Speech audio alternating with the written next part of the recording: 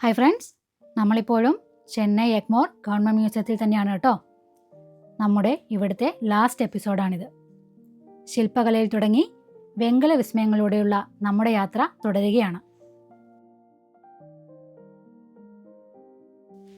വെങ്കല ഗ്യാലറിയിലെ ആദ്യത്തെ നിലയിലെ വിസ്മയങ്ങൾ നമ്മെ അമ്പരിപ്പിച്ചെങ്കിൽ അതിലും വലിയ കാഴ്ചകൾ രണ്ടാമത്തെയും മൂന്നാമത്തെയും നിലകളിൽ നമ്മെ കാത്തിരിപ്പുണ്ട്.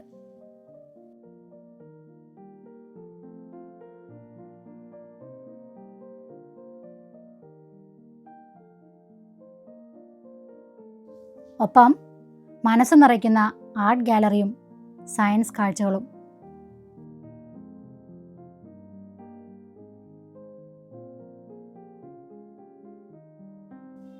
ഇനി നമുക്ക് അടുത്ത കാഴ്ചകളിലേക്ക് കടന്നാലോ. ആദ്യം നമ്മൾ കാണുന്നത് 7-ാം നൂറ്റാണ്ടിലെ പല്ലവ കാലഘട്ടത്തിൽ നിന്നുള്ള നടേശരൂപവും രണ്ടാമത്തേത് 11-ാം നൂറ്റാണ്ടിലെ ചോള ശൈലിയിലുള്ള പ്രസിദ്ധമായ നടരാജ ശില്പവുമാണ്. അടുത്തത് 10-ാം നൂറ്റാണ്ടിന്റെ കലാവിരുത് വിളിച്ചോതുന്ന പുങ്ങനൂരിൽ നിന്നുള്ള ഒരു നടേശ ശില്പമാണ്. അജ്ഞാനത്തിന്റെ പ്രതീകമായ അപസ്മാരനെ ചവിട്ടി നിൽക്കുന്നതായി ഈ രൂപത്തിൽ കാണാം.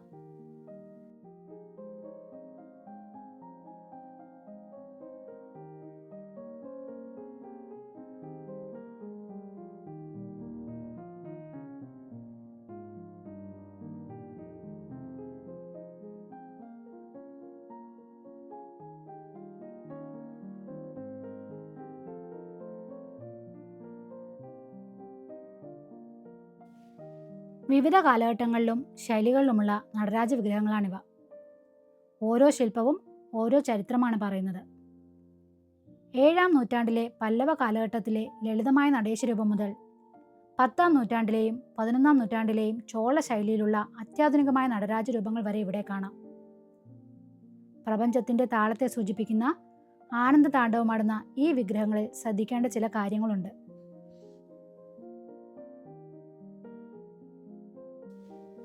അതിലൊന്ന് തിരുവാശി അഥവാ പ്രഭ. വിഗ്രഹത്തിനു ചുറ്റുമുള്ള അഗ്നിവലയം പ്രപഞ്ചത്തെ സൂചിപ്പിക്കുന്നു.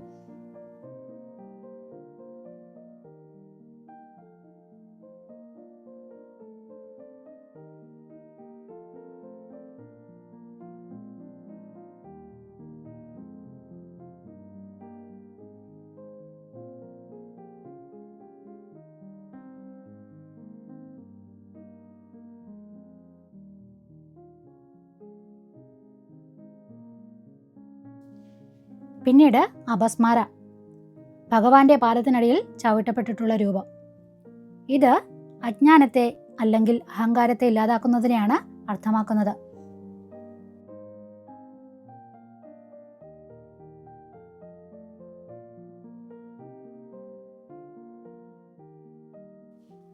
തിരുവിലങ്ങാട്, വേളാങ്കണ്ണി തുടങ്ങിയ സ്ഥലങ്ങളിൽ നിന്ന് ലഭിച്ച വിഗ്രഹങ്ങൾ ചോള കാലഘട്ടത്തിലെ വെങ്കല ശില്പകലയുടെ ഉത്തമ ഉദാഹരണങ്ങളാണ്.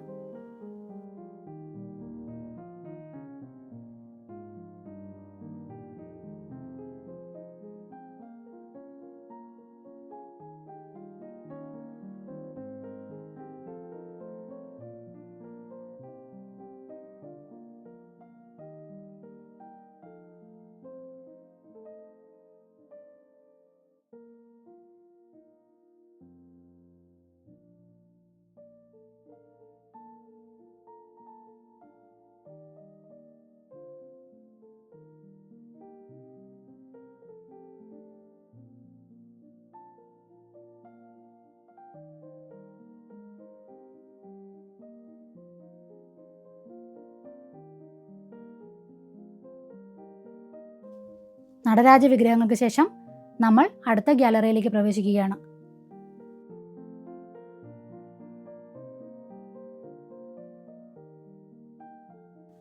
ഇവിടെ ആദ്യം കാണുന്നത് സോമസ്കന്ധ ശില്പങ്ങളാണ്.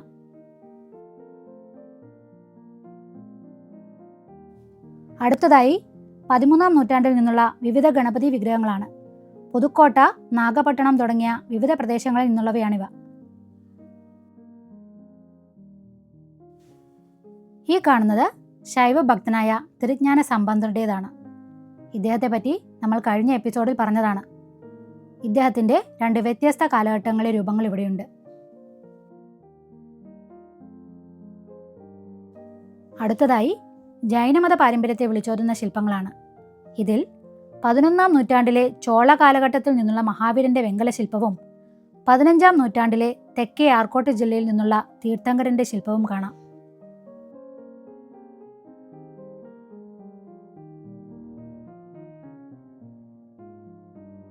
ഇത് നമ്മൾ നേരത്തെ കണ്ട സോമസ്കന്ദരുടെ ശില്പങ്ങളാണ് കേട്ടോ. ശിവനും പാർവതിയും അവർക്കിടയിലിരിക്കുന്ന ബാലമുരുകനും അടങ്ങുന്ന ഈ രൂപം കുടുംബ ഭദ്രതയെയും സ്നേഹത്തെയും സൂചിപ്പിക്കുന്നു. 13-ാം നൂറ്റാണ്ടിലെ ചോളകലയുടെ മികച്ച ഉദാഹരണങ്ങളാണിത്.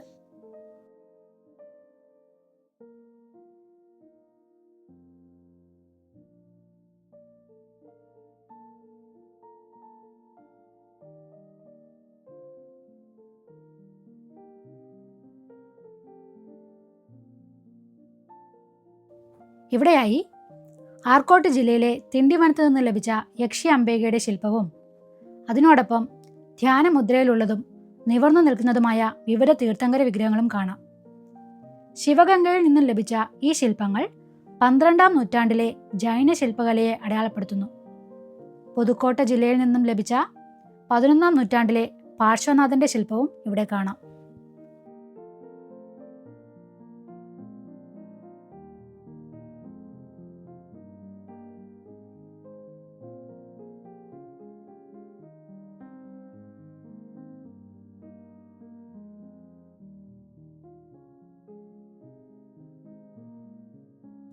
അടുത്തതായി നമ്മൾ കാണുന്നത് 12-ാം നൂറ്റാണ്ടിലെ സുബ്രഹ്മണ്യനും ദേവിമാരും ചേർന്ന മനോഹര ശില്പങ്ങളാണ്.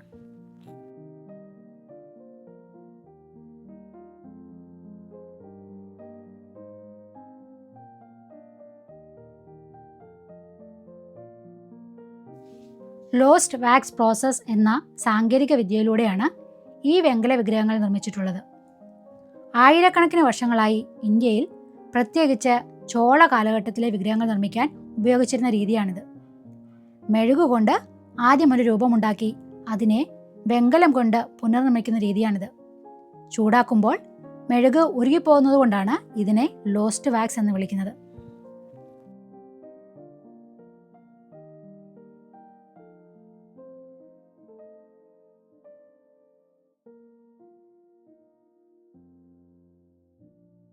ഇത് അപ്പർ സ്വാമികളെ കുറിച്ച് നമ്മൾ കഴിഞ്ഞ എപ്പിസോഡിൽ സംസാരിച്ചതാണ് കേട്ടോ.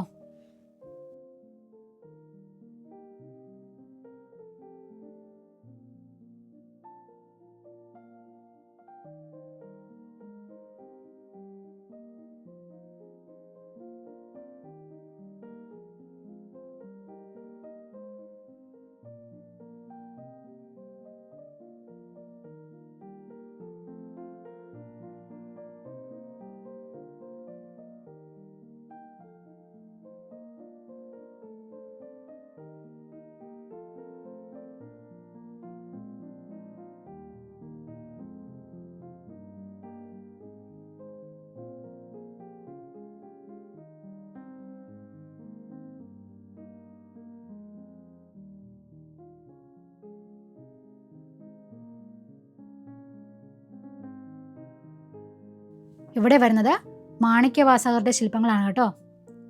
ഇദ്ദേഹത്തെ പറ്റിയും നമ്മൾ കഴിഞ്ഞ വീഡിയോയിൽ വിശദമായി സംസാരിച്ചിട്ടുണ്ട്. മാണിക്യവാസക മൊഴികൾ നൽകി ദേവി പാട്ട് പറഞ്ഞത് ഓർക്കുന്നുണ്ടോ?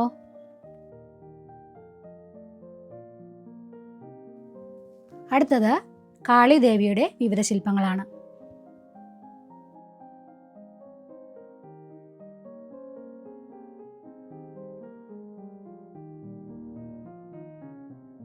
ഇവിടെ വരുന്നത് തിരുജ്ഞാന സമ്പന്നരുടെയും ബാലസുബ്രഹ്മണ്യന്റെയും മനോഹരമായ വെങ്കല ശില്പങ്ങളാണ്. തിരുജ്ഞാന സമ്പന്നരെ പറ്റി നമ്മൾ വിശദമായി തന്നെ കഴിഞ്ഞ എപ്പിസോഡിൽ സംസാരിച്ചിട്ടുണ്ട് കേട്ടോ.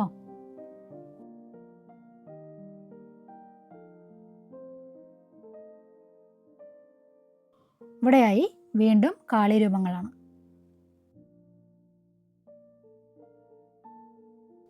ഇവിടെയായി വീണ്ടും തിരുജ്ഞാന സമ്പന്നരുടെ മനോഹരമായ വെങ്കല ശില്പങ്ങളാണ്. ഭക്തിയുടെയും സമർപ്പണത്തിൻ്റെയും വിവിധ ഭാവങ്ങളിൽ നിൽക്കുന്ന ഈ ഓരോ രൂപത്തിൻ്റെയും കൈകളിലെ മുദ്രകളും അവർ വഹിക്കുന്ന പൂജാപാത്രങ്ങളും അക്കാലത്തെ ആരാധനാ രീതികളെയാണ് പ്രതിനിധീകരിക്കുന്നത്.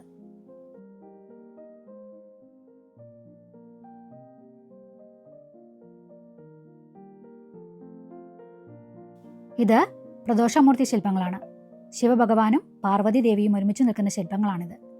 പ്രദോഷവേളയിലെ ഭഗവാന്റെ ശാന്തമായ അനുഗ്രഹ രൂപമാണ് ഇതിൽ ആവിഷ്കരിച്ചിരിക്കുന്നത്. ഇവിടെയായി ചണ്ഡികേശ്വരനാണ്. ശൈവ വിശ്വാസപ്രകാരം ഭഗവാൻ ശിവന്റെ നിർമാല്യങ്ങളുടെ സൂക്ഷിപ്പുകാരനായും ഏറ്റവും വലിയ ഭക്തരിൽ ഒരാളായും ഇദ്ദേഹം അറിയപ്പെടുന്നു. ഈ നിരയിൽ 11 മുതൽ 13 വരെ നൂറ്റാണ്ടുകളിൽ നിർമ്മിക്കപ്പെട്ട വിവിധ ചണ്ഡികേശ്വര വിഗ്രഹങ്ങൾ നമുക്ക് കാണാം. കോപ്പുകൈകളോടെ നിൽക്കുന്ന രൂപങ്ങളും കയ്യിൽ മഴുവേന്തി നിൽക്കുന്ന രൂപങ്ങളും ഇതിൽ ശ്രദ്ധേയമാണ്. നമ്മളിപ്പോൾ കാണുന്നത് 11-ാം നൂറ്റാണ്ടിലെ ബുദ്ധമത ശില്പങ്ങളാണ്. നാഗപട്ടണം ജില്ലയിൽ നിന്നാണ് ഈ അപൂർവ ശേഖരം കണ്ടെടുത്തിട്ടുള്ളത്. നാഗപട്ടണം അക്കാലത്ത് ബുദ്ധമതത്തിന്റെ വലിയൊരു കേന്ദ്രമായിരുന്നു എന്നതിന് തെളിവാണ് ഈ വെങ്കല പ്രതിമകൾ. ധ്യാനമുദ്രയിലുള്ള ഇരിക്കുന്ന ബുദ്ധരൂപങ്ങളും അഭയമുദ്രയിലുള്ള നിൽക്കുന്ന രൂപങ്ങളും ഇതിലുണ്ട്.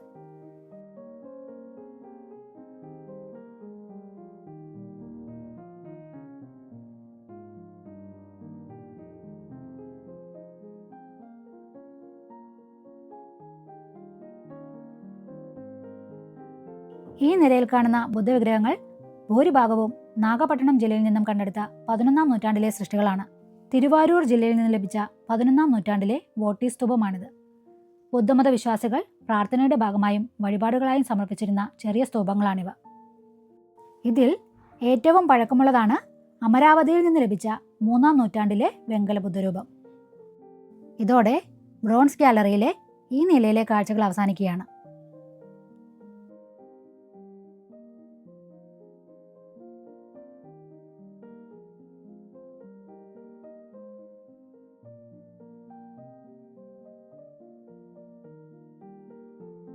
ഇനി നമുക്ക് അടുത്ത നിലയിലേക്ക് പോവാം.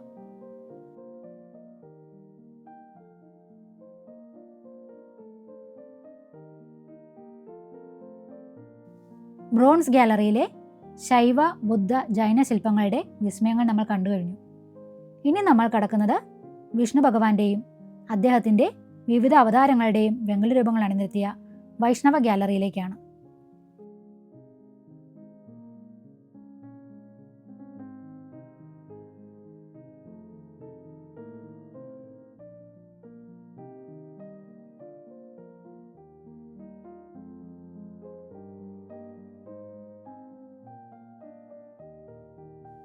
കലയും ശില്പവും ഇഴചേർന്ന ഇവിടുത്തെ അപൂർവ ശില്പങ്ങൾ നമുക്ക് പരിചയപ്പെടാം.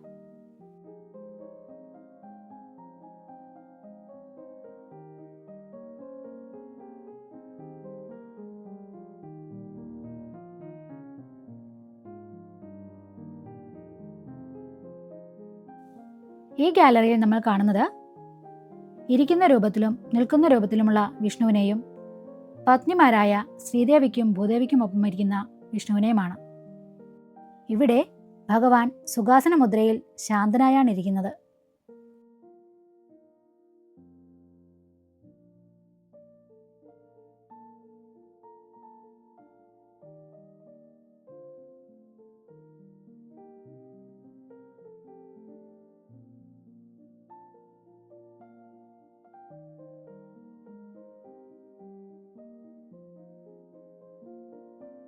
വൈഷ്ണവ ഗാലറിയിലെ വളരെ വ്യത്യസ്തമായ കാഴ്ചയാണിത്. 14-ാം നൂറ്റാണ്ടിലെ ചെന്നൈയിൽ നിന്നുള്ള ഈ ശില്പത്തിൽ ഒരു മുനി പുലിയുടെ പുറത്തിരിക്കുന്നത് കാണാം. വിഷ്ണു ഭഗവാന്റെ ദശാവതാരങ്ങളിൽ ഏറ്റവും ശക്തമായ നരസിംഹ അവതാരത്തിന്റെ വിവിധ രൂപങ്ങളാണിത്. ഇനി വരുന്നത് അതിപ്രശസ്തമായ ഒരു ശില്പക്കൂട്ടമാണ്. രാമൻ, സീത, ലക്ഷ്മണൻ, ഹനുമാൻ.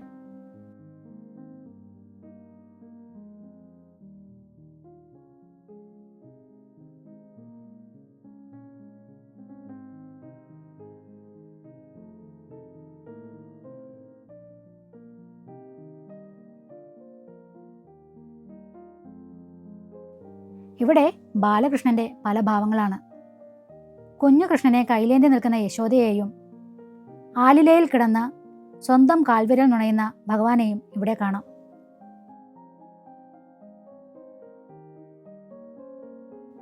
ഇവിടെ നമ്മൾ കാണുന്നത് 12 മുതൽ 15 വരെയുള്ള നൂറ്റാണ്ടുകളിൽ നിർമ്മിക്കപ്പെട്ട കൃഷ്ണവിഗ്രഹങ്ങളാണ്. അടുത്ത നിരയിലായി രാമന്റെയും ലക്ഷ്മണന്റെയും രൂപങ്ങൾ കാണാം.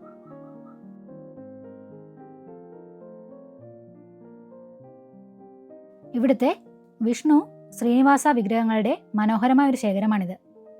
ഈ വിഗ്രഹങ്ങളിലെല്ലാം ഭഗവാൻ ശംഖും ചക്രവും പിറകിലെ കൈകളിലേന്തി മുന്നിലെ ഒരു കൈ അഭയമുദ്രയോടെ ശാന്തനായി നിൽക്കുന്ന രീതിയാണ്. തൊട്ടടുത്തായി ഭഗവാന്റെ പത്നിമാരായ ഭൂദേവിയുടെയും ശ്രീദേവിയുടെയും മനോഹര രൂപങ്ങൾ കാണാം.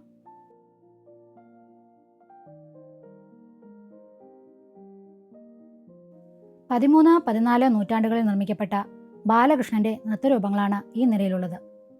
ഈ വിഗ്രഹങ്ങളിൽ ഭഗവാന്റെ ഒരു കൈയിൽ വെണ്ണയിരിക്കുന്നത് കാണാം.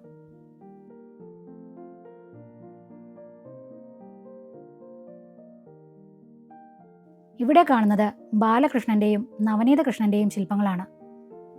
ചോള വിജയനഗര കാലഘട്ടങ്ങളിലെ ഈ ശില്പങ്ങളിൽ ബാല്യത്തിന്റെ ലാളിത്യവും ചടുലതയും ഒരേപോലെ ഒപ്പിയെടുക്കാൻ കഴിഞ്ഞിട്ടുണ്ട്. കാളിയമർദ്ദനമാണ് അടുത്ത നിരയിൽ. ഇവിടെയായി നരസിംഹമൂർത്തിയെയും തൊട്ടടുത്തായി ഭൂമിദേവിയെ കൈകളിലേന്തി നിൽക്കുന്ന വരാഹമൂർത്തിയെയും കാണാം.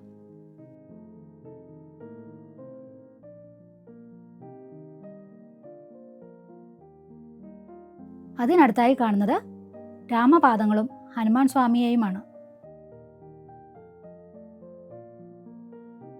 ഇവിടുത്തെ ആകർഷകമായ ഒരു കാഴ്ചയാണിത്. ശ്രീനിവാസ ഭഗവാനെയും അദ്ദേഹത്തിന്റെ പത്നിമാരായ ശ്രീദേവിയെയും ഭൂദേവിയെയും അതിമനോഹരമായി ഇവിടെ പ്രദർശിപ്പിച്ചിരിക്കുന്നു. നാഗപട്ടണം ജില്ലയിലെ വടക്കു പനയൂരിൽ നിന്നുള്ള 11ാം നൂറ്റാണ്ടിലെ ഒരു കലാസൃഷ്ടിയാണിത്.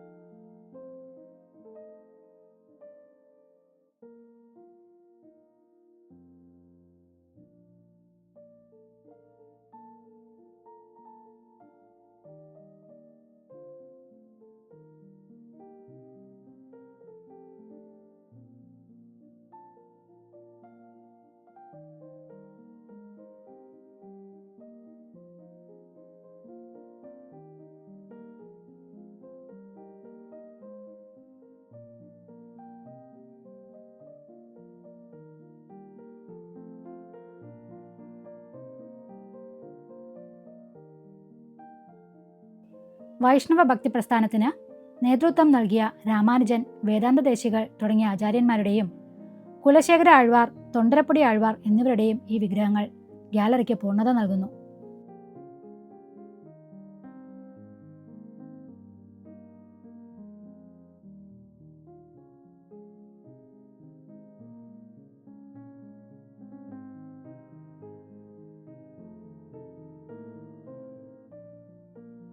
അങ്ങനെ ബ്രോൺസ് ഗ്യാലറിയിലെ അവസാന കാഴ്ചകളിലേക്ക് നമ്മൾ കടക്കുകയാണ്.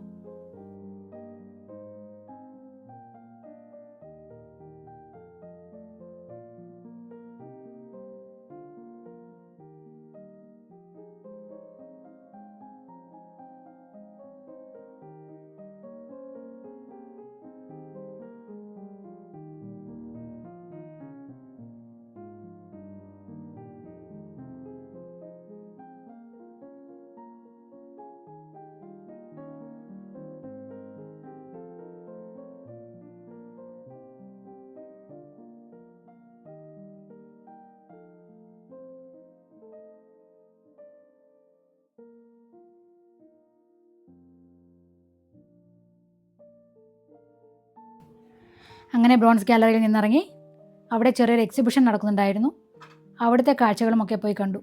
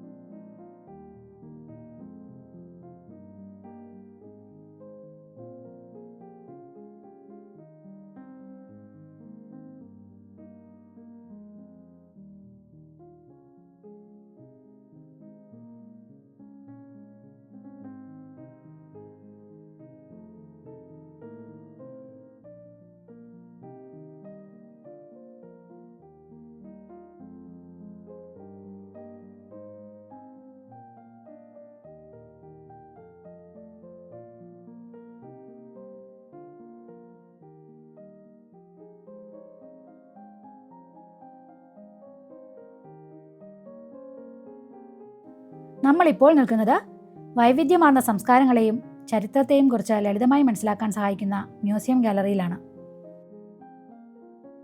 ഇന്ത്യയിലെ വിവിധ സംസ്ഥാനങ്ങളിലെ വൈവിധ്യമാർന്ന വസ്ത്രധാരണ രീതികളും കലാരൂപങ്ങളും പ്രതിനിധീകരിക്കുന്ന മനോഹരമായ പാവകളുടെ ശേഖരം ഇവിടെയുണ്ട്.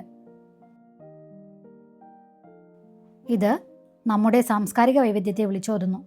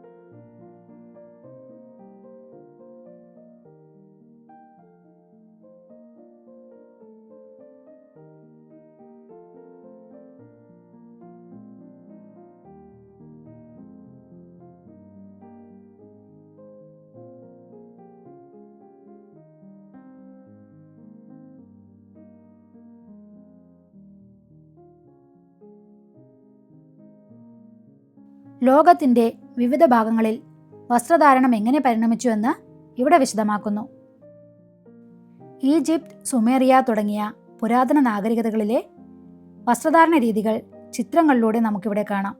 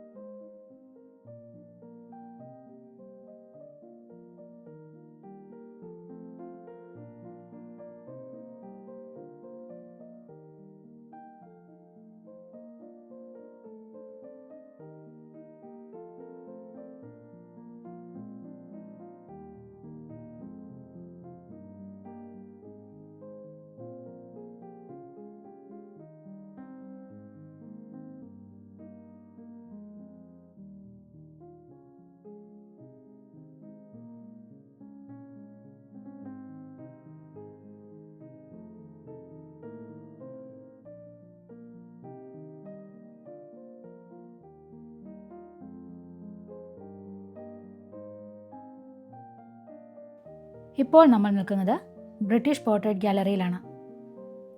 ഈ ഹാൾ വിക്ടോറിയൻ കാലഘട്ടത്തിലെ വാസ്തുവിദ്യയുടെ മികച്ച ഉദാഹരണമാണ്.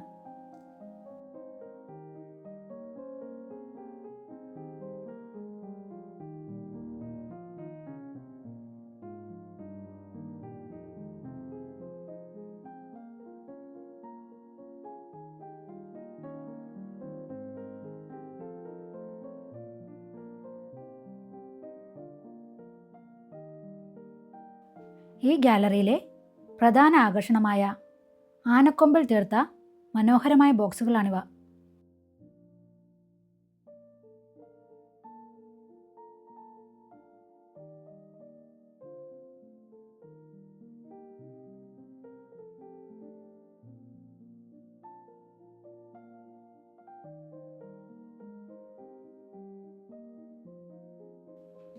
ഈ ഗാലറിയിലെ ഭിത്തികളിൽ അക്കാലത്തെ പ്രമുഖ വ്യക്തികളുടെ ചിത്രങ്ങൾ പ്രദർശിപ്പിച്ചിട്ടുണ്ട്.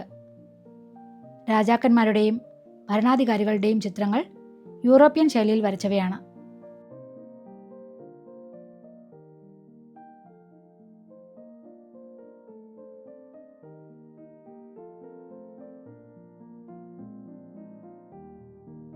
ഇനി നമ്മൾ പ്രവേശിക്കുന്നത് രാജാ രവിവർമ്മ പെയിന്റിംഗ് ഗാലറിയിലേക്കാണ്. ഇന്ത്യൻ ചിത്രകലയെ ആധുനികതയിലേക്ക് നയിച്ച മഹാനായ കലാകാരന്റെ പെയിന്റിങ്ങുകളുടെ ലോകമാണിത്.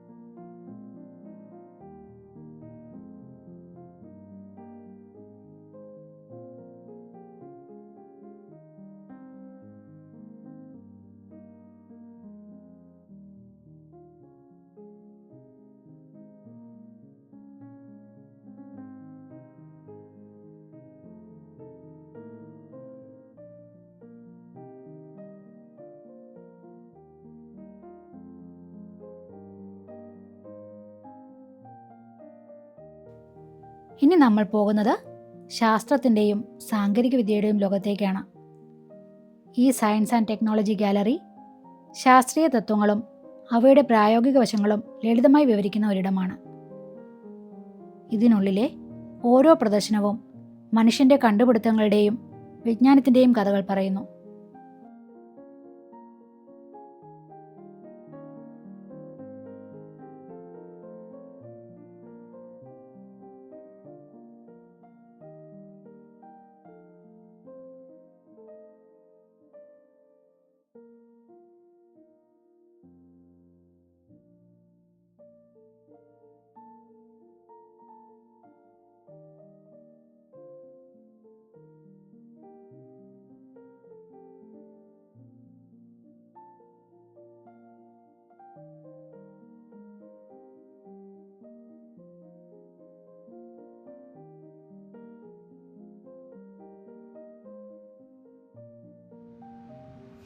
അപ്പോൾ ഗവൺമെൻറ് മ്യൂസിയത്തിലെ കാഴ്ചകളൊക്കെ ഇവിടെ അവസാനിക്കുകയാണ് കേട്ടോ.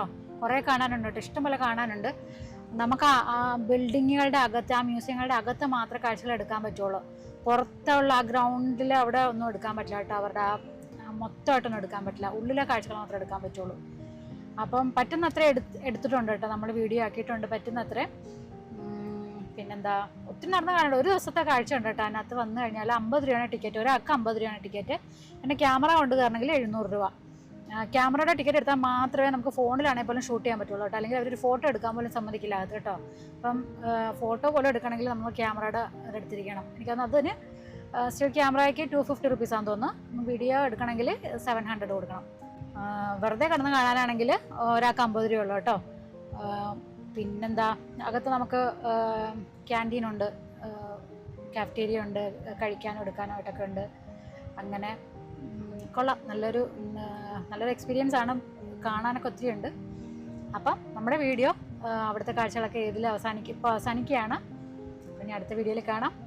അപ്പോൾ ആ വീഡിയോ ഇഷ്ടമായെങ്കിൽ ലൈക്ക്, ഒരു കമൻറ്റ്, പിന്നെ സബ്സ്ക്രൈബ് ചെയ്യണേ. പിന്നെ പറ്റിയാലൊരു ഹൈപ്പ് കൂടി തരണം കേട്ടോ. This is Sona signing of.